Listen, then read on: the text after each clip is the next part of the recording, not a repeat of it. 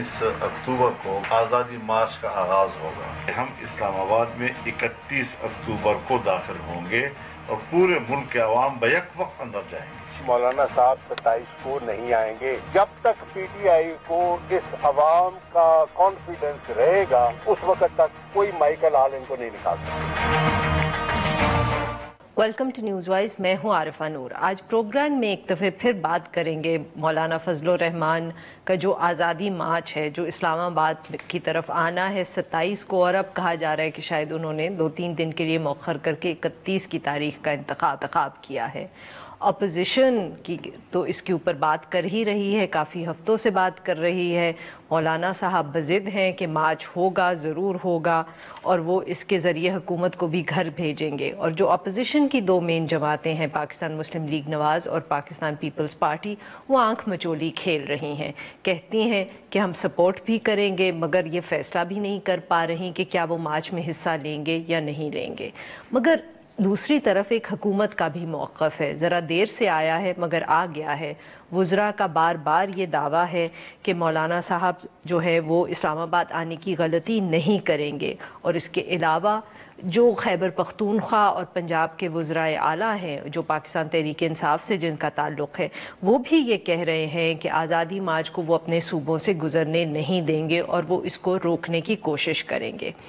आज जो कुछ रीसेंट मीडिया इत्तलात हैं उनके हवाले से ये कहा जा रहा है कि वज़ीर आज़म साहब ने जो वफाकी वज़ीर हैं बराए मजहबी अमूर नूरुल हक कादरी साहब, उनसे रब्ता किया है और उनसे कहा है कि उनको टास्क दिया है, इस मार्च के हवाले से कहा है कि वो ना सिर्फ रब्ता करें मौलाना फजलुर रहमान साहब से, पर सिफारिशात भी दें कि हुकूमत को कैसे डील करना चाहिए इस मार्च के साथ, क्या रोकना चाहिए या नहीं रोकना चाहिए। तफसील अभी कुछ ज़्यादा सामने नहीं आई, मगर माजी के अंदर ख़ुद एहतजाज करने वाली पाकिस्तान तहरीक इंसाफ, जिसने ना सिर्फ बहुत एहतजाज किया, जलसे किए, मगर एक धरना भी दिया जो 100 दिन से ऊपर उन्होंने इस्लामाबाद में धरना दिया। क्या अब वाकई दूसरी जमातों को रोकेंगे एक धरना देने से या मार्च करने से या एहतजाज करने से?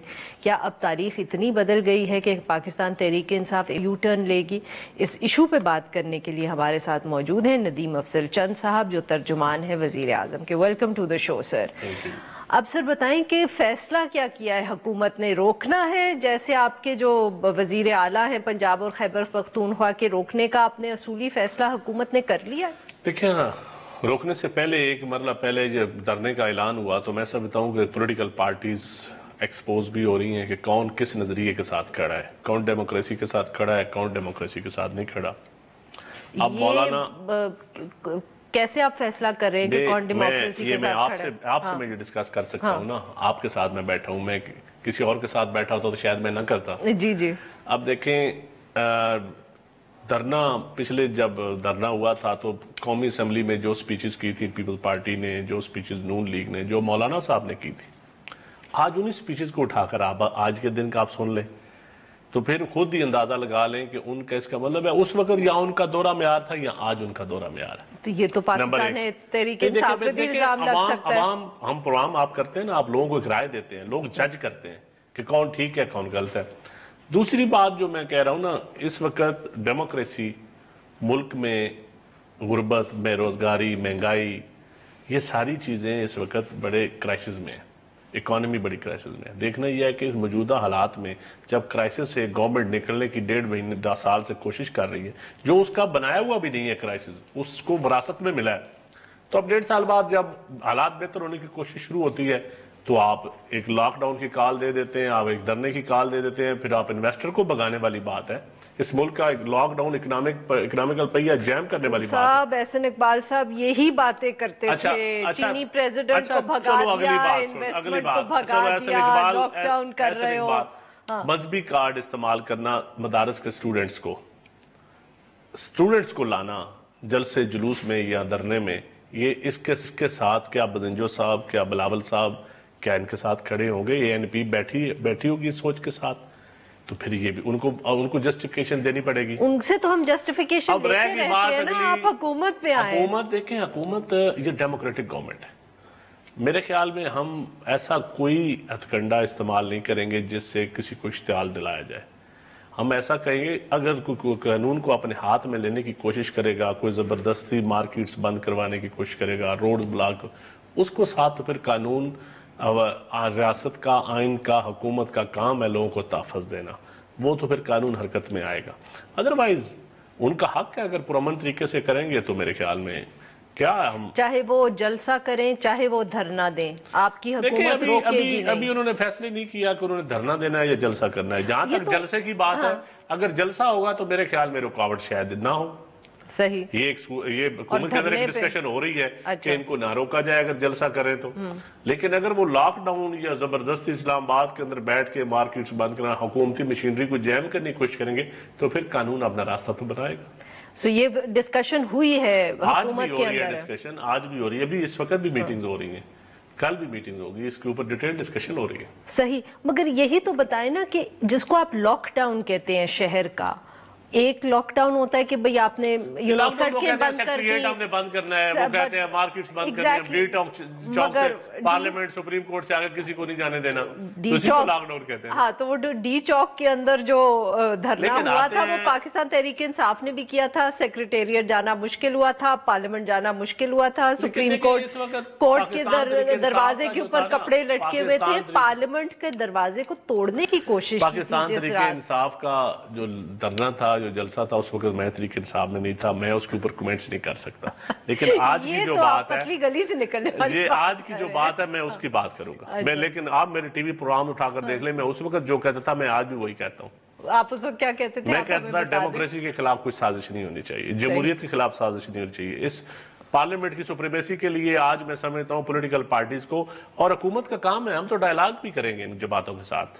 چند صاحب کب کریں گے ڈائیلاگ؟ ہو سکتا ہے بیک ڈور ڈائیلاگ شروع ہو گئے ہو سکتا ہے بیک ڈور ڈائیلاگ شروع ہو گئے اچھا، ہم امید کر سکتے ہیں کہ آپ لوگ اتنی پاکستان تحریک انصاف کا اتنا بڑا دل ہو گیا کہ وہ اپوزیشن سے بات کرنے کو تیار ہے۔ انصاف ایک سیاسی جماعت ہے، کولیشن گورنمنٹس ہے، اتحادی جماعتوں کے ساتھ بیٹھے ہوئے ہیں، جو اتحادی جماعت اور پارلیمانی نظام ہے، کسی کا دل ہو یا نہ ہو اس نظام میں ڈائیلاگ بنیادی ضرورت ہوتے ہیں۔ تو چند صاحب یہ بتائیں کہ یہ جو اطلاعات آ رہی ہیں کہ وزیر اعظم صاحب نے ایک فیڈرل منسٹر سے کہا ہے کہ وہ رابطہ کریں، آپ کہہ رہے ہیں ہو سکتا ہے کہ بیک چینل ڈائیلاگ ابھی سے شروع ہو، ابھی میٹنگ ہو رہی ہے، میں ابھی میٹنگ ہو رہی ہے اس وقت، میں تو آپ کے شو میں بیٹھا ہوں اس وقت، میرے خیال اسی وقت سیم ٹائم میں میٹنگ، اور کل تک اس کا کوئی باقاعدہ اعلان بھی ہو جائے گا۔ صحیح، تو بٹ جو ڈسکشن ہوئی ہے آپ کی میٹنگز کے اندر یا حکومت کے اندر، اس کے اندر مطلب کہ وہ ڈسکشن میں آپ کیا ڈسکس؟ میں بتاتا ہوں، ڈسکشن یہ ہوئی ہے کہ دیکھیں ان کا مطالبہ ہے، اگر تو وہ کہتے ہیں الیکشن کی دھاندلی ہوئی ہے، کوئی حلقے نامینیٹ کو کرتے ہیں، آئیڈینٹیفائی کرتے ہیں، اس کے اوپر بھی بات چیت کے لیے ہم تیار ہیں، الیکشن کمیشن کی ریفارمز کے لیے بھی مضبوط، تاکہ آئندہ کوئی دھاندلی کا الزام نہ لگا سکے، ہم تیار ہیں، کوئی اکانومی میں وہ بہتر تجاویز دینا چاہے ہم اس کے لیے بھی تیار ہیں، کوئی نیب کو سمجھتے ہیں اکاؤنٹیبلٹی، دیکھیں دو جماعتوں کا تو مین ایشو اکاؤنٹیبلٹی ہے، اگر اکاؤنٹیبلٹی میں وہ سمجھتے ہیں کہ کوئی ریفارمز ہونی چاہیے تو وہ اس کے لیے بھی ہم تیار ہیں، ریفارمز کے لیے، یہ ریفارمسٹ ایجنڈا لے کے یہ جماعت آئی ہے نا پی ٹی آئی، تو اس میں تو ریفارمز کے لیے تو ہم ہر وقت تیار ہیں۔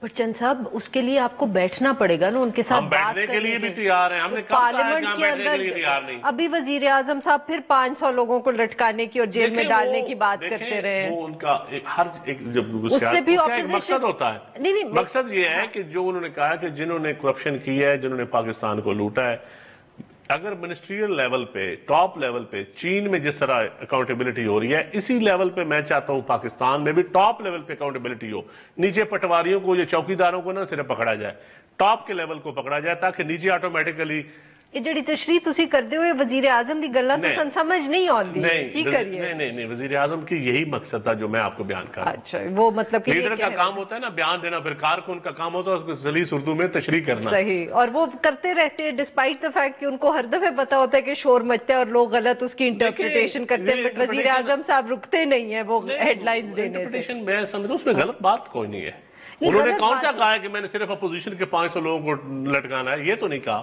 چند صاحب آپ بتائیں کہ اس وقت پی ٹی آئی کا کون سا جو منسٹر ہے یا ٹاپ کا آدمی ہے وہ اندر ہے؟ دیکھیں عرفہ، اس سے پہلے ہوتا تھا اخباری مالکان کو، صحافیوں کو بھی اٹھا لیا جاتا تھا، مسنگ پرسن بھی ہوتے تھے لوگ، ٹیلی ویژن بند بھی ہوتے تھے، سکرین آف بھی ہوتی تھی، ابھی بھی ہو رہی ہے اور نہیں ہو رہی ابھی अच्छा। नहीं, कोई नहीं हो रही, कोई नहीं, हुकूमत के लेवल पे कोई नहीं हो रही, कोई और कर रहा है तो हम नहीं कह सकते, हुकूमत की तरफ से कोई हदायत नहीं है। अच्छा, पेमरा को आप नहीं? बिल्कुल हदायत नहीं है। मैं कहता हूँ जिस दिन टीवी बंद होना शुरू हो जाए, जिस दिन साफी ऑफ कैमरा होना शुरू हो जाए, समझे डेमोक्रेटिक गवर्नमेंट की कमजोरी का दिन होता है। बिल्कुल सही। तो इसमें कोई दूसरी राय नहीं है। डेमोक्रेसी मजबूत ही तब होगी जब आज़ादी राय होगी।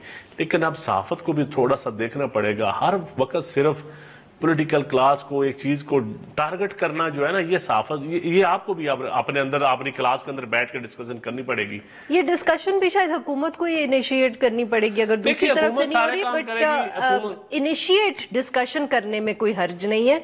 बहुत ज्यादा रेगुलेशंस बनाने में है वो उसकी बात। देखिए, अब आपने खुद मीडिया की बात की, उस तरफ जा नहीं रहे थे, मगर दोनों तरफ जब जो सजेशन आई है पहले के एक नई अथॉरिटी बनाएंगे, फिर मीडिया कोर्ट्स की, वो हुकूमत की तरफ से आई और बैक ट्रैक भी। आपने क्या ब्रेक लेनी है सर, उसके बाद बात करेंगे। नाजरीन, यहाँ पे लेंगे एक छोटा सा ब्रेक, और जब हम ब्रेक से वापस आएंगे तो हम नदीम अफजल चंद साहब से गुफ्तगू जारी रखेंगे। Stay with us.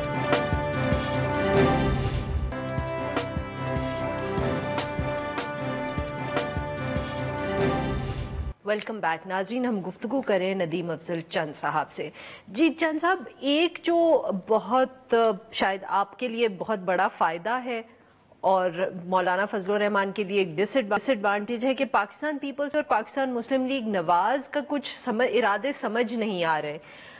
कल फाइनली एक और प्रेस कॉन्फ्रेंस की पाकिस्तान पीपल्स पार्टी में और उन्होंने कहा कि हम भरपूर हिस्सा लेंगे मार्च के अंदर, मगर अब जरा मुश्किल होता है यकीन करना इस बात के अंदर, क्योंकि वो पहले भी इतनी दफे इस पे ऊपर नीचे कर चुके हैं। मेरा नहीं ख्याल ये आपके लिए कितना बड़ा एडवांटेज है कि जो दो मेन ऑपोजिशन पार्टीज हैं पार्लियामेंट की, वो फैसला नहीं कर पा रही। थोड़ा सा बिलावल साहब को जानता हूँ, और मेरे ख्याल में वो कभी भी मौलाना के साथ ट्रक पे नहीं चढ़ेंगे, और अगर उस सोच के साथ चढ़ेंगे तो फिर मेरे ख्याल है ये तो पीपल पार्टी की नजरियात के साथ ज्यादती होगी।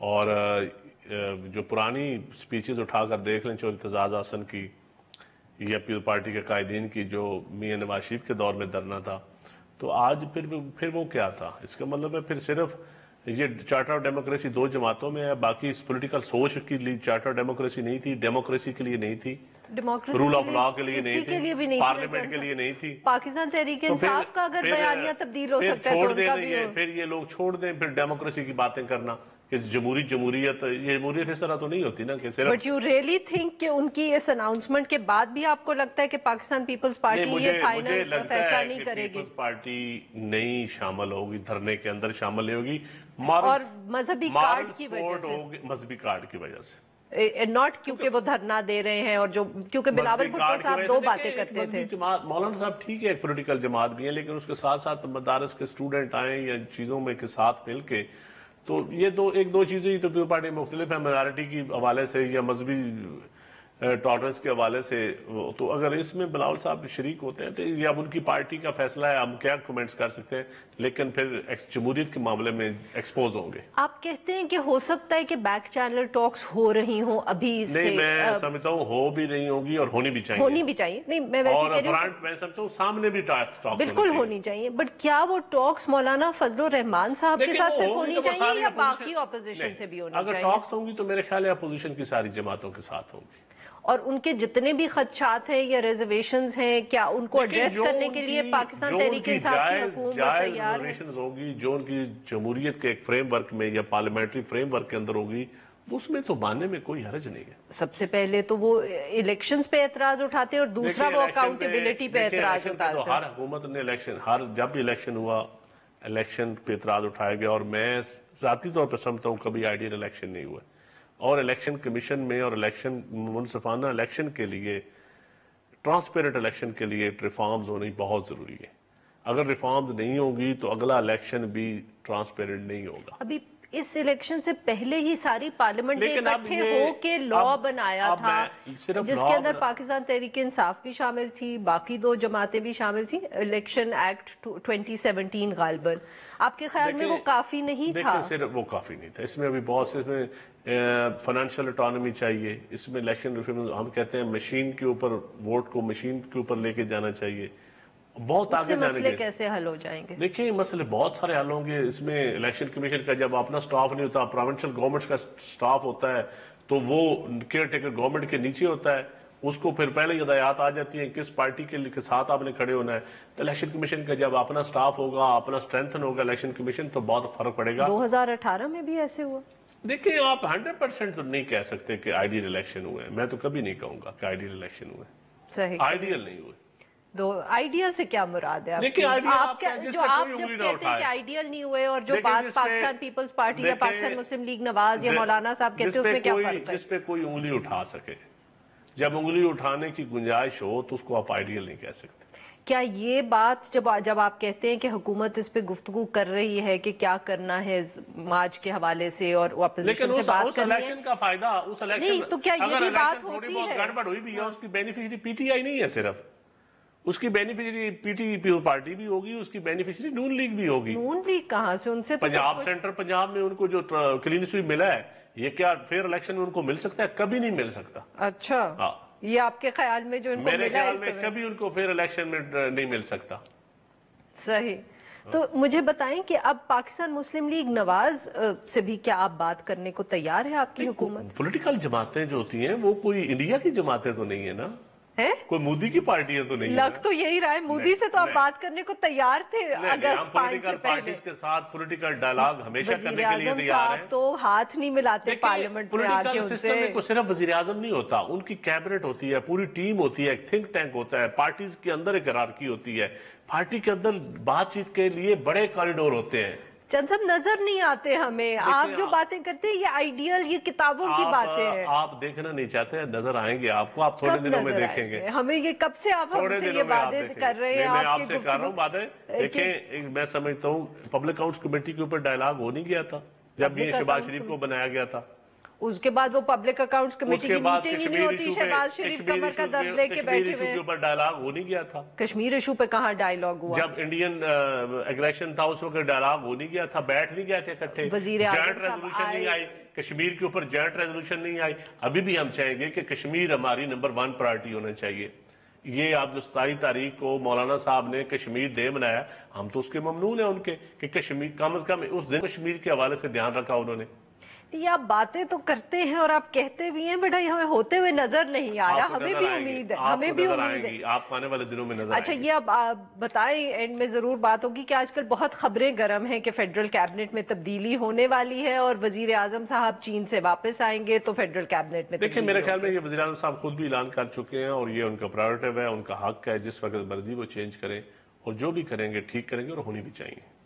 تھوڑے بہت جن کی کارکردگی بہتر ہے ان کو اچھے پورٹ فولیو دینے چاہیے, جن کی کارکردگی کمزور ہے ان کو ذرا ریسٹ کا موقع دینا چاہیے. ریسٹ کا موقع دینا چاہیے کیونکہ کچھ لوگ کہہ رہے ہیں کہ اگر آپ ری شفل کر دیں گے تو اس سے بھی بڑے سزا رہنی چاہیے. یہ ڈیموکریسی کے لیے پاکستانی نظام میں بہت اچھی ہوتی ہے, اس پہ اعتراض نہیں ہے, بٹ لوگ یہ کہتے ہیں کہ اگر آپ صرف ری شفل کر دیں گے تو وہ جو لوگ نہیں ٹھیک کام کر رہے تھے ان کو ایک دوسری وزارت دینا بھی غلط ہے. ابھی اس وقت میں آپ کو کوئی فوکس کر کے یہ کہہ دوں کہ نئے وزراء کون آئیں گے, کون نکالے جائیں گے, یہ ری شفل ہم یہ بالکل نہیں, لیکن چینجز ہوں گی, کچھ نئے لوگ بھی آئیں گے. کب تک, کب سے ہم سن رہے ہیں؟ بہت جلد میرے خیال, بہت جلد 2 دن 2 ہفتے 2 مہینے. نہیں میں ٹائم نہیں دے سکتا اس وقت, کوئی بھی خبر نہیں آپ دیں گے.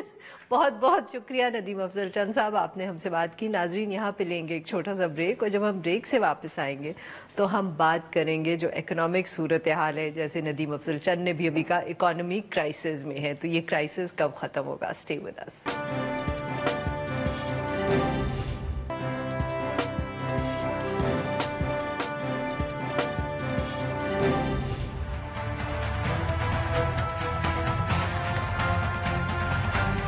اب معیشت کو اس کرائسس سے نکالنے کے بعد استحکام دلا دیا گیا ہے اور اب ہم انشاءاللہ تعالی گروتھ کی طرف رواں دواں ہیں. بلکہ یہ وہ تیزی ہے معیشت کی جس کی طرف ہم جانا چاہ رہے ہیں, جو خساروں کی بنیاد پہ نہیں ہوئے گی, جو قرضوں کی بنیاد پہ نہیں ہوئے گی.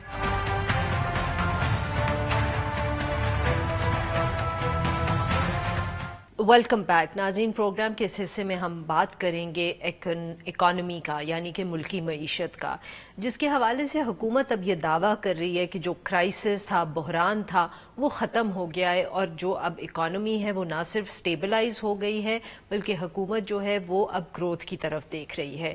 جو وزیر برائے اکنامک افیئرز حماد اظہر صاحب ہیں, ایک پریس کانفرنس کی اور اس میں انہوں نے کہا کہ اب وہ فائنینشیل گروتھ, معاشی گروتھ کی طرف طرف دیکھ رہے ہیں اور ایک ایسی فائنینشیل گروتھ جو قرضوں پہ مبنی نہیں ہوگی بلکہ ایکسپورٹس بڑھانے سے یہ گروتھ آئے گی پاکستان کی اکانومی کے اندر.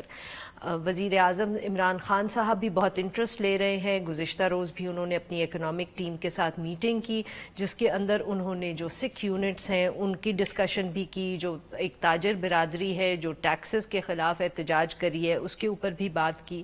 کیا حکومت یہ سارے ایشوز جو ایک دم اس کے سامنے ہیں ان سب کو ہینڈل کر پائے گی؟ کیا سچ مچ اکانومی اب اتنی اسٹیبلائز ہو گئی ہے کہ ہم کرائسس مینجمنٹ سے نکل کے گروتھ کی طرف دیکھ رہے ہیں؟ اس ایشو پہ بات کرنے کے لیے ہمارے ساتھ موجود ہیں ڈاکٹر عابد سلیری جو ایگزیکٹو ڈائریکٹر ہیں STPI کے. ویلکم ٹو دا شو سر.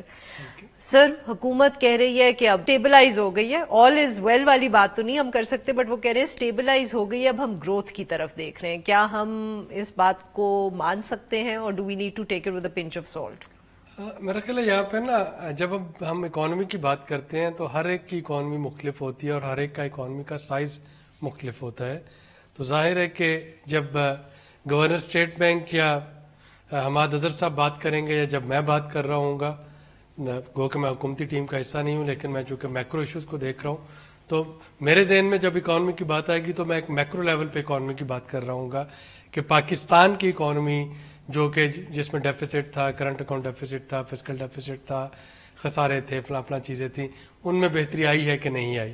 جب میکرو کرائسس جو تھا اس میں بہتری آئی. جب آپ کسی پروونس کے حساب سے دیکھیں گے تو وہ اپنے پروونس کے بجٹ کے حساب سے دیکھیں گے. ہم اپنی اپنی اکانومی کو دیکھ رہے ہوں گے اور وہاں پہ ہمیں دیکھیں گے کہ کیا جو اوپر والی سطح پہ وہ اسٹیبلٹی آئی ہے اس کا ہم پہ پازیٹیو امپیکٹ پڑ رہا ہے یا نیگیٹو پڑ رہا ہے.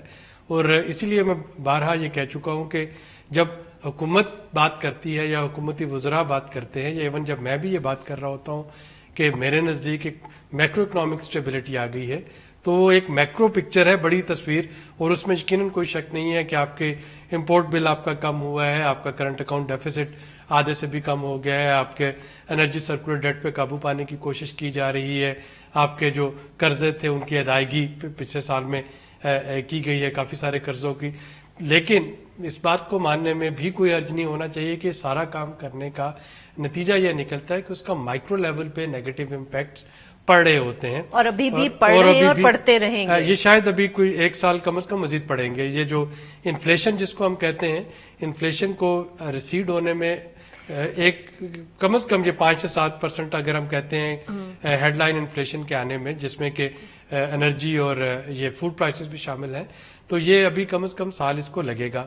ڈاکٹر صاحب if I can just say کہ تو ایک طرف ہم دیکھتے ہیں کہ جیسے آپ نے کہا کہ ایک حکومت نے ایک جو کرائسس تھا میکرو لیول پہ اس کو تو ٹیکل کر لیا ہے کافی حد تک, بٹ کبھی کبھی لگتا ہے کہ شاید حکومت نے بہت زیادہ فرنٹس کھول لی ہیں. ایک پولیٹیکل فرنٹس الگ بٹ ایون اکنامکلی دیکھنا, ایک طرف آپ نے یہ مینیج کیا, پھر اب گروتھ کی بھی ساتھ ساتھ بات ہو رہی ہے. کچھ لوگ کہتے ہیں کہ جی جب اسٹیبلائزیشن ہو تو گروتھ ہو نہیں سکتی. یہ بھی ایک سوال ہے کہ اب گروتھ کیسے کریں گے. اب جہاں پہ جو حکومت کو کرنا چاہیے نا میرے خیال میں, یعنی میکرو لیول پہ تو میں اگین اس کو انڈورس کر رہا ہوں کہ جو کچھ یہ کر رہے ہیں ان کو کرتے رہنا چاہیے. اور بھی کوئی حکومت ہوتی تو یہی کر رہی ہوتی, ورنہ 3 سال بعد دوبارہ اس سے بڑے پیکج کے لیے زیادہ کڑی شرائط پہ IMF پہ جانے پہ ہمیں تیار رہنا چاہیے. لیکن اس کے ساتھ مائکرو لیول پہ جو کرنا چاہیے 2 چیزیں کرنی چاہیے. ایک تو ہمارے جو سوشل پروٹیکشن اور سوشل سیفٹی نیٹس ہیں ان کو بہت مضبوط کرنا ہوگا کہ وہ لوگ جو کہ خطۂ غربت سے سلائٹلی بھی اوپر تھے, میں خطۂ غربت سے نیچے والوں کی بات نہیں کر رہا, خطۂ غربت سے جو سلائٹلی اوپر ہے وہ بہت زیادہ ولنریبل ہوتے ہیں. ذرا سا جو ایکسٹرنل تھوڑا سی بھی چینجز ہوتی ہیں وہ فوراً نیچے جائیں. سر اس کے لیے بھی پیسے کی ضرورت نہیں پڑتی. لیکن دیکھیں نا, اب ہم اگر چائنا کے ساتھ CPEC فیز 2 کی بات کر رہے ہیں اور آپ نے دیکھا ہوگا کہ پرائم منسٹر نے وہاں پہ پاورٹی ریڈکشن اور پاورٹی ایلیویشن کا خاص طور پہ تذکرہ کیا. کرپشن کا تو وہ ہر جگہ پہ کر ہی رہے ہوتے ہیں, لیکن انہوں نے اس میں پاورٹی ایلیویشن اور پاورٹی ریڈکشن کا تذکرہ بھی کیا کہ چائنا سے سیکھنا چاہ رہے ہیں اور چائنیز ماڈل پہ کام کرنا چاہ رہے ہیں. جو دوسری چیز کرنے کی ضرورت ہے اور جس پہ میرا خیال اب حکومت کو فوراً توجہ دینی شروع کر دینی چاہیے. دیکھیے گروتھ تب آئے گی جب ہم کچھ سیکٹر آئیڈینٹیفائی کر لیں گے کہ کیا ہم گروتھ ٹورزم کے ذریعے لانا چاہ رہے ہیں, گروتھ کو ہم ایگریکلچر کے ذریعے لانا چاہ رہے ہیں, گروتھ کو ہم ایکسپورٹس کے ذریعے لانا چاہ رہے ہیں, گروتھ کو ہم ہوٹلنگ انڈسٹری کے لیے تو آپ کے خیال میں کون سا مناسب سیکٹر ہے؟ کچھ میرا تو یہ ہے کہ اس وقت آپ کسی بھی ایک سیکٹر کو آئیڈینٹیفائی کر کے پورا وزن اس پہ ڈال دیں یعنی اگر ہم یہ چاہتے ہیں کہ ہمیں ٹورزم پروموٹ کرنی ہے، دیکھیں سعودی عرب ٹورزم پروموٹ کرنا چاہ رہا ہے، جس طرح کے ریڈیکل وہ اقدامات ریفارمز کر رہے ہیں پچھلے ایک سال میں، کبھی ہم نے سوچا بھی نہیں تھا کہ وہاں پہ وہ سب کچھ ہو رہا ہوگا. تو انہوں نے سوچا کہ انہوں نے ٹورزم کو بڑھانا ہے، سروسز سیکٹر کو بڑھانا ہے. So if I may interrupt you here, کیا ہم یہ کہہ سکتے ہیں کہ ابھی تک حکومت نے اس کو اس طرح نہیں دیکھا کہ ایک سیکٹر پہ فوکس کرے، وہ ہر طرف کوشش کر رہی ہے؟ میرا یہ خیال ہے کہ حکومت کو کوئی ایک یا دو سیکٹرز پکڑ لینے چاہیے کہ جی اس پہ ہمیں گروتھ لے کے آنی ہے، اور پھر پکڑ کے ان کے کوئی چیمپئنز، کوئی اینکر پرسنز جو ہیں وہ اپوائنٹ کر دینے چاہیے. اینکر پرسن ایک تو آپ اینکر ہیں نا جی، لیکن اینکر سے اچھا آپ کسی اور اینکر پرسن، میں اس سیکٹر کو اینکر کرنے کی بات کر رہا ہوں کہ اگر آپ کو سروسز میں کرنا ہے تو you need a champion in services sector, جو کہ پھر جس کے پاس وزیر اعظم کی طرف سے پوری آشیرواد ہو کہ وہ سروسز سیکٹر میں انویسٹمنٹ لانے کے لیے، اس کو فائنینشلی گرو کرنے کے لیے، اس میں جابس کریٹ کرنے کے لیے ہی اور she has that sort of political backing, policy backing کہ وہ کر سکیں. بالکل صحیح. تو وہ جب تک وہ چیز نہیں آئے گی نا تب تک، یعنی آج مجھے نہیں پتا ابھی بھی اگر آپ کی کاٹن کی فصل جو ہے اس سال بھی تو سر آپ کے خیال میں یہ کون سے ایک دو سیکٹرز ہوں؟ وہی میں نے کہا کہ میرے خیال میں کسی بھی ایک سیکٹر کو پکڑ لیں. آپ کے خیال میں دیکھیں حکومت کو تو یہ فلیکسیبلٹی ہوگی. حکومت کو دیکھیں نا، حکومت کا کام یہ ہے کہ سیکٹر آئیڈینٹیفائی کر کے اس کے لیے پالیسیز، انیبلنگ پالیسیز لے کے آنی ہوتی ہیں. انیبلنگ پالیسیز میں کریڈٹ کی فراہمی بھی شامل ہے، اس میں ٹیکس کی مراد بھی شامل ہے، اس میں آپ کو اس طرح کی پھر لیبر فورس بھی تیار کرنا ہوتی ہے، ہیومن ریسورس بھی تیار کرنا ہے. اس کو آپ نے سارے جو آپ کے بیرون ملک، اندرون ملک، جہاں جہاں پہ بھی ایک میسج کنوے کرنا ہے.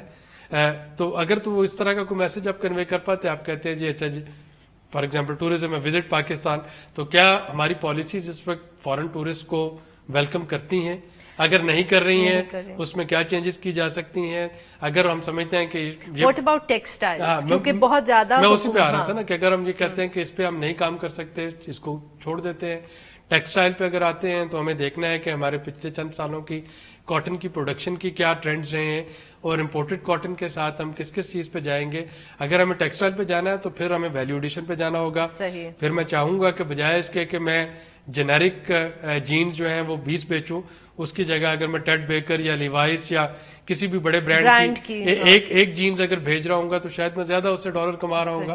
تو اس پہ R&D پہ بھی مجھے جانا ہوگا، اس پہ ویلیو ایڈیشن پہ جانا ہوگا. اگر اس پہ جانا ہے تو مجھے شاید اس سیکٹر میں تھوڑا سا کمپٹیشن بھی کروانا پڑے، اس پہ کچھ نئے پلیئرز انٹروڈیوس کرواؤں تاکہ جو پرانے پلیئرز ہیں. سو بیسیکلی حکومت کو اس وقت فوکس کرنے کی ضرورت ہے کسی ایک چیز پہ، اور پھر ایک لے لیں، دو لے لیں. ایک اربن جو ہے اکانومی اس کے لیے لے لیں، ایک رورل اکانومی کے لیے لے لیں.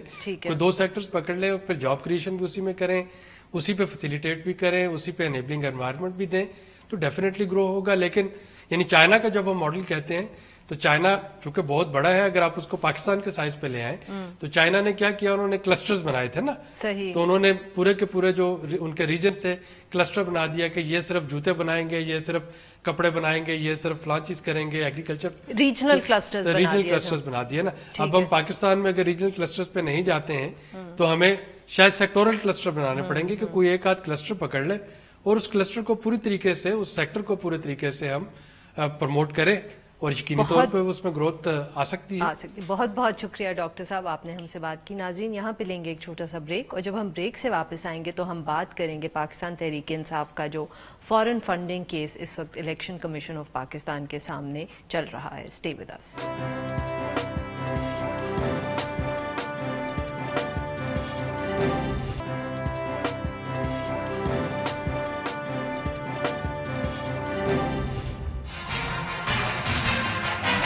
پاکستان تحریک انصاف کی چاروں درخواستوں کو الیکشن کمیشن آف پاکستان نے مسترد کر دیا ہے.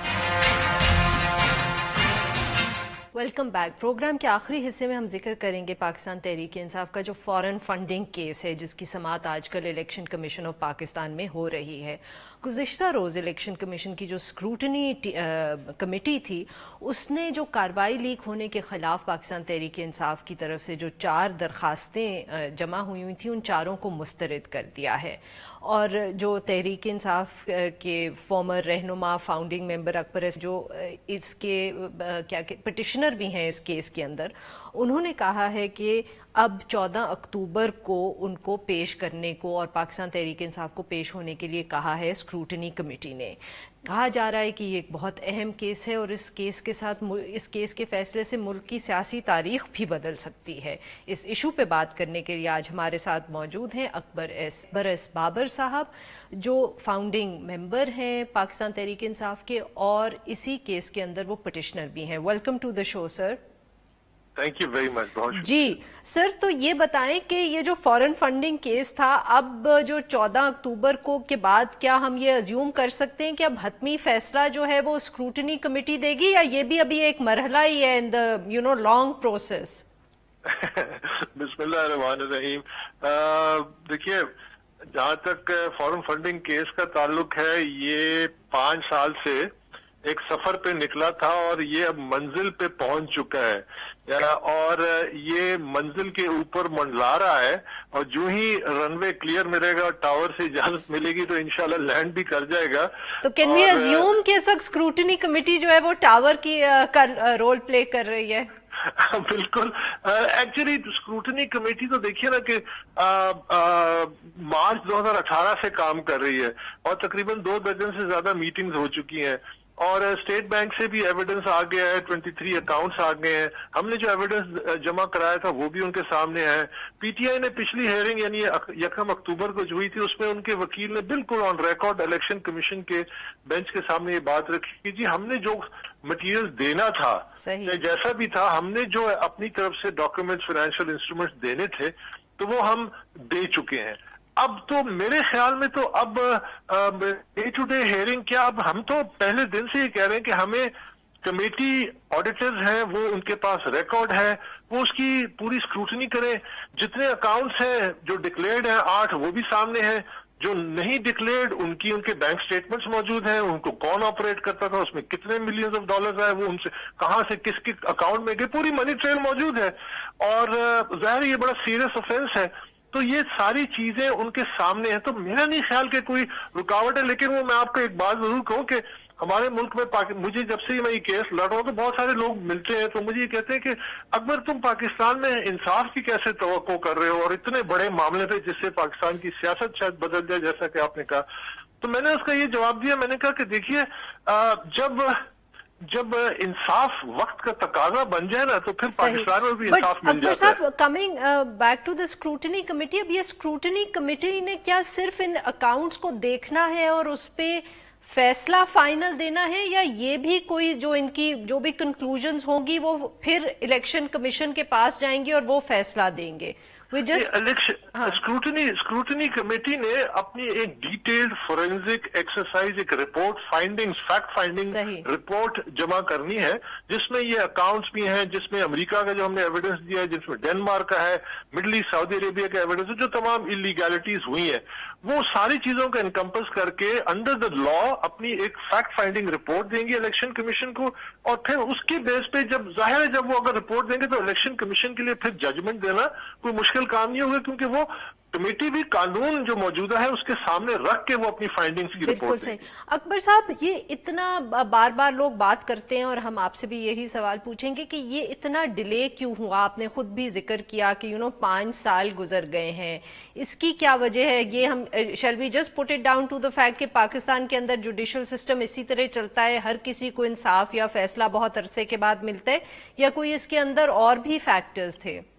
नहीं, इसमें यकीनन और फैक्टर्स थे। इसको कतई इतना लंबा नहीं होना चाहिए था इस प्रोसेस को, क्योंकि मामला कोई रॉकेट साइंस का है नहीं।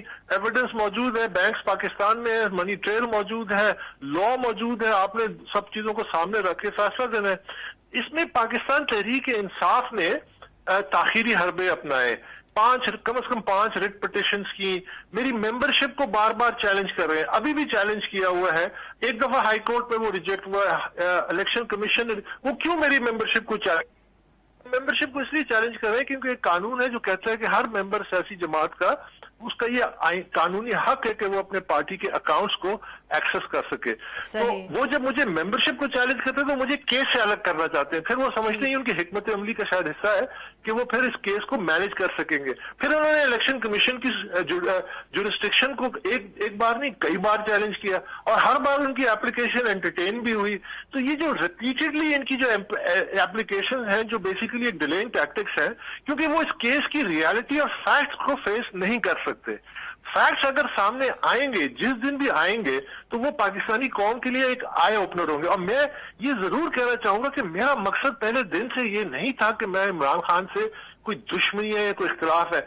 हम वो जो fundamental founding ideas and principles थे पाकिस्तान तहरीक इंसाफ के, जिसके लिए हम निकले थे, जिसके लिए हमने बहुत कुछ सफर किया है 16-17 साल, मैं समझता था कि जब तक हम उन प्रिंसिपल्स को अपने ऊपर नहीं अप्लाई करेंगे, क्या transparency, accountability, principles, rules and law अपने ऊपर जब तक नहीं करेंगे, हम सोसाइटी को रिफॉर्म नहीं कर सकते। बहुत बहुत शुक्रिया अकबर साहब, आपने हमसे बात की। नाजरीन, आज के लिए बस इतना ही। Now we will be back next week.